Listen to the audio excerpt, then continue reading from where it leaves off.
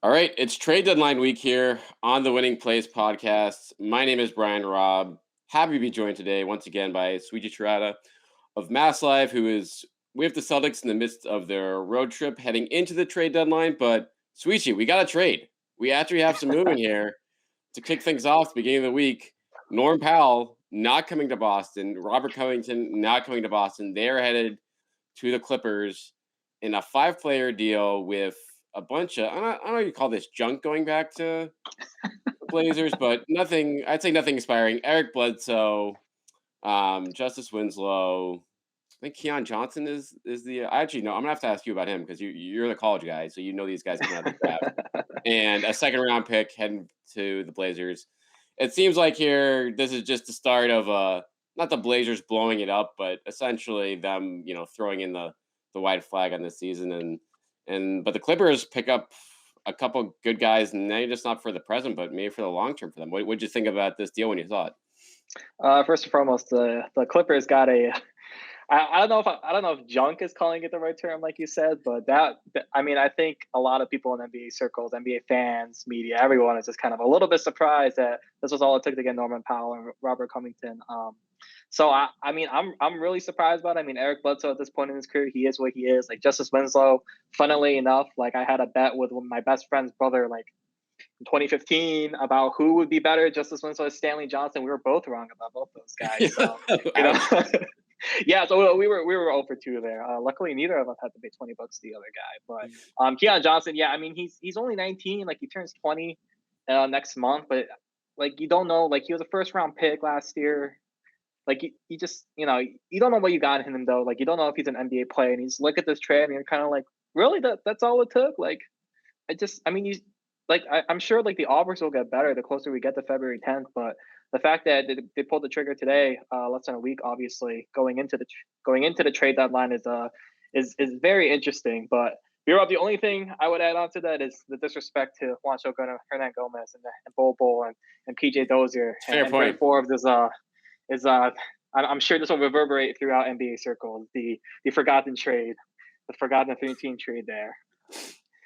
I mean, how many weeks are we from that trade now? Like, did that happen 2 weeks? It's all a lot. I mean, when you get a trade, you just forget that has happened. And so, yeah, the Celtics, well, we can say they've been not active to this point, but no, they've been one of the busier teams so far. The Bol Bol blockbuster will, and Wancho, by the way, he's playing in San Antonio the last few games. I don't know if you've noticed, if you've looked at the Spurs box scores. I'm sure you're digging into those regularly, but he's getting a little bit of run off the bench. He's still not doing anything. There's nothing for any Celtics fans to worry about here.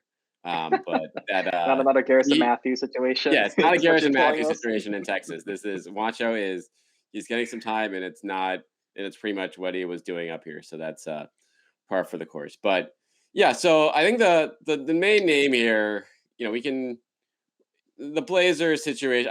Both of these teams, the Blazers and the Clippers, I feel like they're gonna be making a bunch more trades in the next week because both of their rosters, they have the Clippers have 1,000 guys, 1,000 veterans that are on mid-level deals, and they're not going to keep them all. So they're not really in it this year. I feel like with Kawhi and Paul George out, so those guys could still be on the move again. Blazers are kind of blowing it up, but I think the main story here from a Celtics standpoint is, like you said, you mentioned Norm Powell, a guy people assumed was available. He's on, signed a 5-year deal with the Blazers last offseason. Clearly, some Celtics fans were kind of pining for him, and he was had here for pretty much next to nothing. It was. I think it surprised me. I think it's this is his deal, which was $50 million a year. It's kind of like a negative value deal if you just look at what the Blazers got in this in terms of just clearing the money out of there. Yeah, first and foremost, I would say the Clippers are kind of looking. I mean, obviously not this year, but going forward, you look at that roster, and I know you mentioned they have a ton of guys, but once they get Kawhi back, once they get Paul George back, and then obviously Brandon Boston Jr. is apparently going to go for 50 whenever they play the Celtics. But I mean, I look at that team and I'm like, ooh, that's kind of spicy, and I think that's just one of those things where ownership is okay going into luxury tax territory. Obviously, that's a little bit of a different situation compared to other ownerships around the league when you have that much money to spend. But yeah, I mean, you look at the Norman Powell contract and the fact that it goes for so long. I think that's one of the many appeals I think for him. I mean, his contract runs through 25, 26. Like he would be 32, but you look at that and you like that a lot. If you are, a Celtics fan, I'm sure that's why Celtics Twitter, Reddit, all those things wanted him really bad. But I'm not too sure though what the Blazers are doing. It's just you look at that and you just kind of scratch your head a little bit and just kind of like, I don't know, man. Like I feel like you could have gotten more out of it. And I think that's the bottom line. I think 20 other franchises are kind of like, really? That's all it took. I honestly think the Celtics are looking at it and being like, oh, okay, we could have put together maybe an attractive package potentially and kind of finagling some numbers there. But I think at the end of the day, you just look at it as one piece. Perhaps maybe the Celtics will go back to the Blazers and be like, hey, you want to talk a little bit? So we'll see how the next 5 or 6 days go on that front. Yeah, I mean, it looks like I said, the Celtics and all these teams could have had Powell. But it might have been a situation for all those teams where it's like, yeah, you can have Powell, but you also have to take back some extra money, Mm-hmm. or give us back, less money from Portland, so they could get under the tax, and so that's when that factors into all these deals, and you wonder kind of mandate Portland has. They have new management there right now, like what their true game Mm-hmm. plan is. Um, but it is like you just think about, okay, what's the I look at the Powell deal, and you think about some of it's money motivated, but then you look at, okay, his contract, that's very comparable to like Marcus Smart's contract, or even like Mm-hmm. a Josh Richardson. He makes a little bit less than that. It's obviously a shorter term deal, um, but then you wonder, like, okay, if Norm Powell is essentially like they're coming close to giving him away, then like what's the value of guys like that? So that's Mm-hmm. the rub there. But I mean, for people getting mad about not getting Norman Powell, like this team isn't a Norman Powell away from like Mm-hmm. making noise in the East. I think. I mean, Norman Powell's a Yeah. nice player, but I don't like he hits a lot of threes. He doesn't do much on defense. I don't know if you want to be paying that guy $17 million here. I mean, it's fine if you're Steve Ballmer and have all this money, but like Mm-hmm. I think it's probably safe to say the Celtics, should be setting their sights on like I don't know, bigger fish, or just at least like a different, pieces to go after in combination with a guy like that. Yeah, I think the biggest thing is that I think people look at that deal and they kind of think, oh yeah, I mean, we talked about the cost just now for the past however many minutes, but at the end of the day, like not all NBA franchises are run like Steve Ballmer. Like they're in a Yeah. win now move. Like not this year, obviously because of injuries, but like I said, like once you get Kawhi and PG back, like that's going to be a title contender next year. And Steve Ballmer is basically just brute forcing his way in, right? Like this is like the old, it's kind of like the Yankees. It's like I'm in Detroit right now. It's kind of like the Red Wings like 20 years ago. Like ownership obviously wants a championship and they don't care how much they're going to pay. And quite bluntly, like that's not necessarily realistic for a team like the Celtics or really any other franchise in the league. Like financials are a big part of it. Like you can't be like Warriors ownership either. Like getting under that luxury tax this year, I think, is obviously a priority for the Celtics, and I think that's a very fair way to do it. Like it's just like you said, B Rob, it's just they're not a Norm Powell away from a contender. Like I understand he's a good player. I understand he's the type of depth player that you want around Jason and Jalen, but at the end of the day, like you got to look at the reality of the situation here. And the Celtics and the Clippers just aren't at the same point in their franchise, and I think that's okay. Like the Clippers are win now. Like they have Kawhi and PG, but I would say Jalen and Jason, like, give them a few more years once they're in the prime of their careers. Then that's when he can make the win now move. That's when he can trade for a third star. So, like, just like we said, like the cost is a little bit, kind of questionable. But at the end of the day, I think you look at that and you look at the reality of the salary cap and financial situations in the future, and you can kind of explain why maybe the Celtics aren't exactly going. They're not putting a bunch of money in the books right now for a team that has been around the 500 mark pretty much the whole season. All right, so let's get to the Celtics for where they're at right now. Like where do you see them going next week when you look at a trade like this? When you look at again where they've been, they're obviously on a bit of a run heading into this road trip. Are you buying into this? Are you in buy mode right now? Are you in sell mode right now if you're Brad Stevens, or are you still in evaluate mode right now and kind of being like, I mean, like I kind of want to see this another, get as close as possible to the deadline before figuring Mhm. out what the heck you want to do with this group. I think you get as close as you can, really, just because here's the reality. I wrote about this at mslive.com, but the next 3 games, like, in my opinion, you should be winning those 3 games. Like, you're going to play the Pistons and Magic. Like, I know it's on the road, but the Pistons don't have the number 1 pick. And then you have the Magic. Then the Nets are pretty much in free fall. Like, James Harden isn't playing their upcoming game. Like, Kawhi, or sorry, not Kawhi. I keep saying his name. But Kyrie isn't going to play in Brooklyn. Like, that's another winnable game. KD is out.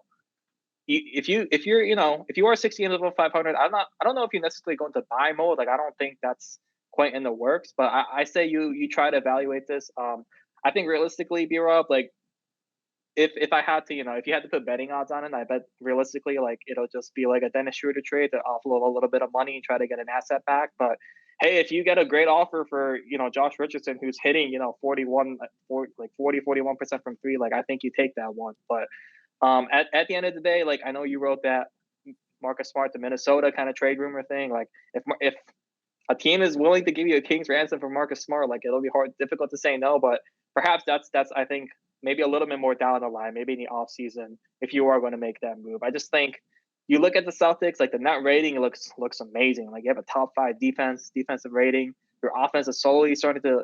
It seems like it's going to work at the very least, especially with Jason and Jalen. Like you look at the numbers and they're passing a little bit more. I know the turnovers are an issue for Jalen, but you feel good about where they're headed, and I think that's why you, at least for me personally, like I'm curious to see what the next month for the Celtics go. Just obviously there's only 20 some games left, but if even the next 2 weeks, if they can rack up wins, like hey, the East, like if the Bulls lose a few games here, they're going to be down. If the Celtics win a few games, next thing you know, hey, Celtics are 3.5 games out of first. Like that's a very conceivable future that we're looking at. And at this point, like I'm not necessarily sure that you want to necessarily blow that up. I don't think they will, but it's. I don't envy Brad Stevens though. This is like I feel like the turnaround is obviously good for the Celtics, but timing wise, I feel like they tried to make Brad Stevens' job as difficult as possible here coming up in the next week. Yeah, I think you nailed that. I mean, it is. I think as recently as a couple weeks ago, it was like, all right, this is a pretty clear cut. Like, this is what you're supposed to do. And you wonder how much recency bias is going to come in here, where it's like, okay, you guys had like it's been a nice stretch, but at the same time, like that's been a pretty weak schedule that they've like kind of plowed. Which is like again, they should get credit for that because that's they had a tough schedule early, and that's why they were below 500 for a long ways. But ultimately, if the end game here is like, what best case scenario like is you're like the 6th seed and you're out in the first round and you didn't really do anything with both your veteran assets and your younger guys who aren't accruing any more value by not playing right now. Like then where are you at, in terms of going after a title? You don't really move the needle at all this year. Like you haven't really, what did you learn this year? Like, I don't think close to nothing if that happens. So but at the same time, as you said, like the East is so tight right now, and there is enough time. I mean, there's just over 30 games left, and if they do stay healthy, and some of these other teams continue to be train wrecks or just have big injuries, then you make an upgrade or two, like a minor upgrade or two to the bench, and you could say, hey, like maybe they get up to 4-5, and maybe they do get a good matchup in the second round. Maybe they play the Bulls in the second round, and that's like something where okay, that's you realistically could do something in the East playoffs beyond just be an easy out for the Bucks or the Nets. So that's, to me, that's where we're going to find a lot about where Brad Stevens sees the core of this team and the future of this team. If he if he cares about that or he thinks it's realistic, and if he doesn't, then it wouldn't surprise me to see some of the bigger role players be on the move, because what are you keeping them for? Why are you just letting a hot month influence you in the bigger picture? Yeah, and the thing that I kind of take away from even just the past week is that Dennis Schroeder has just, ever since Marcus plays back, and we've talked about Schroeder a lot in terms of the bench for starter stuff, but he's more or less been ineffective and probably a net negative in the past few games. And then like you said, like they're not exactly playing like these world-beating teams. Like even if they are playing these teams, like like the Hornets are missing Gordon Hayward, the Heat were missing Jimmy Butler, et cetera, et cetera. But Schroeder is pretty much giving you nothing there. And I think that's why if I'm Brad Stevens, I kind of look at that. I'm like, I know you've been a great like fill-in starter, and the numbers show that, especially as an actual starter. But I look at that. I'm like, hey, we're talking about the Celtics here, so you never want to exactly put too much on the health department part and just rely on that. Sure. But if I look at that and I'm kind of like, Dennis Schroeder isn't exactly giving me a lot here, and he isn't expiring, and maybe you do get an asset back. I kind of look at that and I'm like, okay, I think you think about that a little bit more. And quite bluntly, B-Rob, like we've talked about this at length, I feel like this season, but the fact that the Celtics aren't playing some of their recent first round picks, besides Rob, really, like that kind of opens the door, I think, for a guy like Peyton Pritchard, because realistically speaking, like you can play Marcus and Peyton together. side by side, just because obviously Payton actually spreads the floor a little bit. So I look at that and I'm like, okay, you know, you don't love the idea of losing, kind of that 6 starters Ime Udoka mentioned, but if you're looking at the past few weeks, you're kind of like, okay, let me think about this. Let me look at the rotations here. Let me see what Ime has to say and kind of go from there. But like the past week, like Dennis Schroeder has simply been expendable, and like I like him as a player. I think Celtics fans, he does some things that Celtics fans drive them crazy, but I think at the end of the day, for trade purposes, you kind of look at that and you're like, okay, like let's see what we have here. Yeah, it's to your point on that. Like the current setup just doesn't make sense to stick with. Like you keep Dennis, maybe if you find a Mm-hmm. great deal for Marcus, and then that Mm-hmm. way you, like you said, you can move. Dennis is playing much better as a starter this year. Is he as good as Marcus Smart? No, but if you're getting help in other areas, then like that's an Mm-hmm. alternative you have there. But if you're keeping Marcus and you're keeping Peyton, then also keeping Dennis on top of that, the diminishing returns both from the Schroeder standpoint and also from Pritchard's standpoint, whether it's developing him or trading him for something else when he still has value. Like I think that's come into play too. So Mm-hmm. it wouldn't surprise me here if Brad Stevens is a believer or just wants to see things out with this group, then Mm-hmm. maybe one of the young guys is on the move at the trade deadline because it's Yeah. like, hey, we're not going to be able to play these guys if someone will give us anything for these guys. Not short of like like a meaningful second round pick or better. I think Pritchard Mm-hmm. probably maybe you might be able to get a little bit more than that for him because he's a little bit more proven in the NBA to this point. But the Yeah. other guys, like it's kind of like, all right, well, what are we doing here at this point? Yeah, and the thing too, I look at this team right now, and I think you really like what Marcus Smart is doing. Like, I think last game was kind of like indicative of representative of what Marcus has been able to do the past few games, and that you look up like 7 minutes of the game, and he has 4 assists, and I think he ended with like 6 or 7 in the sense that like he was kind of. It just feels like you watch Marcus and one, he's obviously trying to play make, but then you see Jason and Jalen were kind of struggling in that game. So you're like, all right, let me see what I can do. Let me see if today's one of those games I can hit threes, and he was. And next thing he's one of the team leaders in points. So I think the biggest thing I would take away from Marcus the past few games is just he I feel like he's embracing the point guard role a little bit more, especially just compared to not even just the beginning of the season, but I'm sure you can speak to this a bit more, but just his reputation past few seasons before, I was on the Celtics beat. So I look at Marcus and I'm like, okay, that looks pretty good right now. And I just think if you do trade Marcus, obviously it has to be, Celtics fans would be furious if it's not a King's ransom essentially. But I think he brings a little bit more juice in terms of fitting alongside Jason and Jalen compared to Dennis. And I think you take a long, hard look at that if you're Brad Stevens. But obviously, Marcus Smart and trade rumors isn't anything new. So it's just, I'm sure he's just living the reality of being, right at that contract where it is very tradable for the value you're giving. And it's just the reality of the business. And I think he gets that. But it's pretty much speculation for us, right? Especially coming into the trade deadline. So I think that's something, if I'm Brad Stevens, I'll look at real closely as well.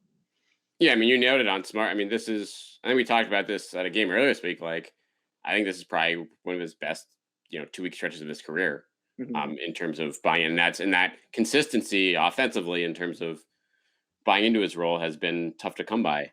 At least in recent years, he's done it in his career during stretches, but certainly Mm-hmm. not within the last couple of years when they've kind of he's been put in a role where he's been asked to do too much at times offensively. Mm-hmm. So if he can continue to embrace this, continue with the really good shot selection, like you said, the assists are piling up early in games. He really seems to, prioritize getting other guys going, but also, taking advantage of his spots when he has them, when the team needs it.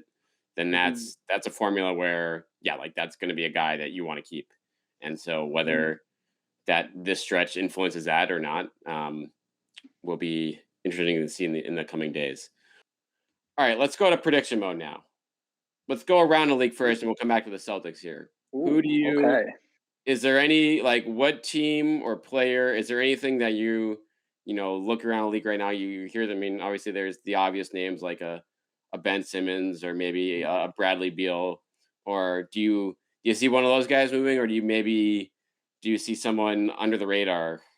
That maybe there's not much buzz about, but maybe some team trying to make a splash, getting involved here. What are you looking for here in the next week?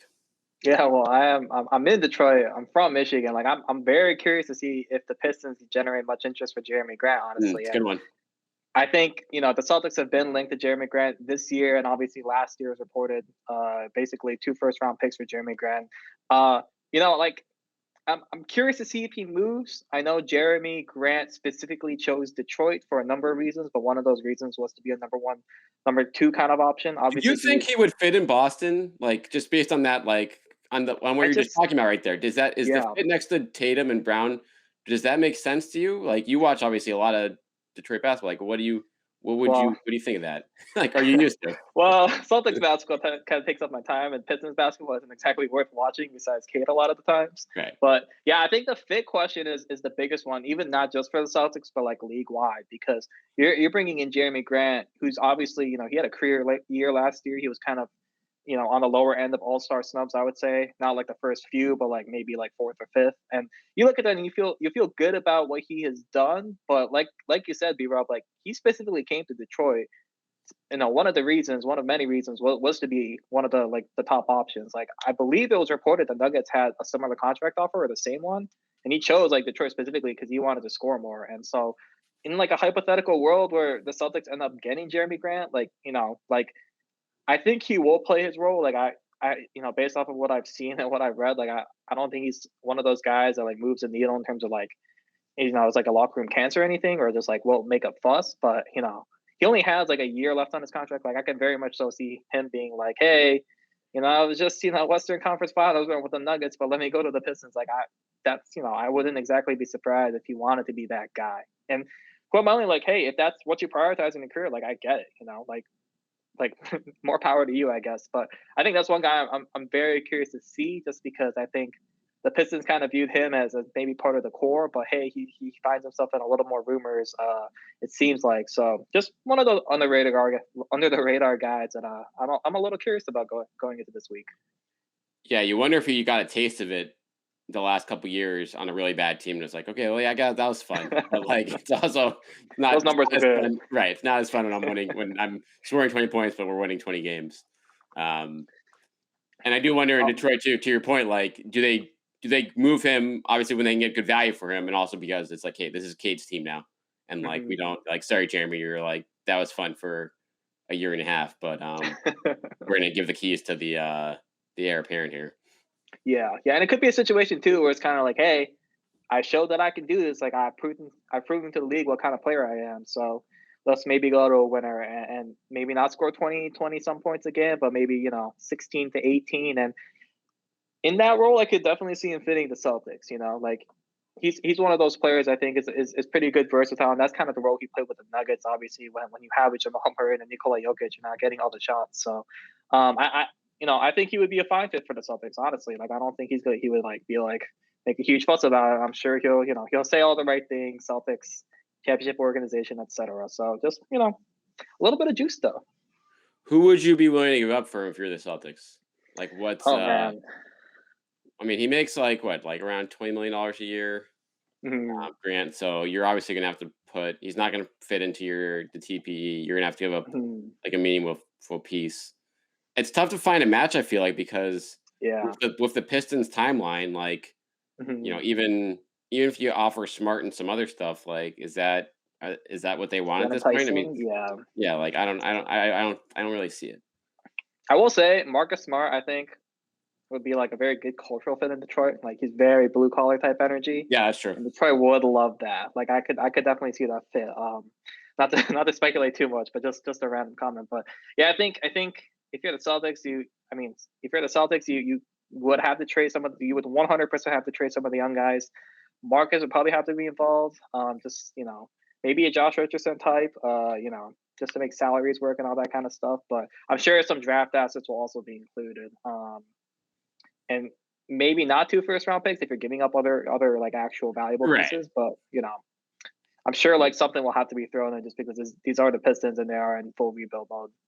Right. Yeah, they'd have to, it'll be interesting to see what their objectives are when they move a guy like that now. If they're Hmm. trying to get guys that, just fit in better around Cade, or just stockpile more draft picks to get, to stay young and to really match up the core there. But I like that. That's a good one. I feel like he's certainly at least like 50-50 to be moved in the next week, and whoever does get him, Mm, that might be one of the best names moved period at the trade deadline. yeah. Yeah. All right. So Celtics, we talked about them. We mentioned some guys earlier here. Who do you think is? I'll go two questions here. Who do you think is most likely to be moved? And you can include the Bol Bols or the PJ Doziers of the world, because that's they're on there and they might just those. I'm not sure how much they're buying into that as part of the as part of the long term plan here. Even though the team obviously is going to say that they would like both those guys as long as they're still here. Mhm. And then give me like a sneaky one. Give me a surprise, like, hey, keep an eye on this guy. He's not in the news right now, but like it wouldn't shock me if he gets moved. Most likely, I think obviously it's Dennis Schroeder. I think that's kind of the elephant in the room in terms of that. And I think Schroeder kind of knows it. He hasn't talked to the media like in a few weeks basically, and I think he kind of knows it. And he probably doesn't want to get like bombarded with like trade questions. Like I don't blame Annabelle. I don't blame him at all. Like that's not exactly something you you exactly want to answer.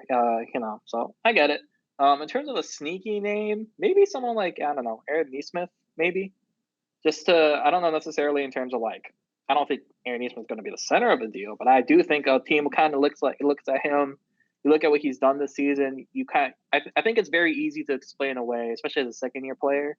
Like I feel like with Aaron Nesmith, you can very much so easily say, hey, like maybe the shooting hasn't translated necessarily to the NBA yet, but he had a good reputation. He hasn't had that much time and like a crowded Celtics wing rotation. Like he had the pandemic year, so and he didn't play like the however many like the final like 3 months of his college career. Like he's still a very raw product. So I can very much so see a team being like, hey, I think there's a little bit of juice here and something that maybe the Celtics don't love to part ways with, but in like a bigger deal, like I think Aaron Nesmith is a guy that not mine, like I said, like he won't be the center of a deal, but something like a team could definitely like explain their way into, I guess.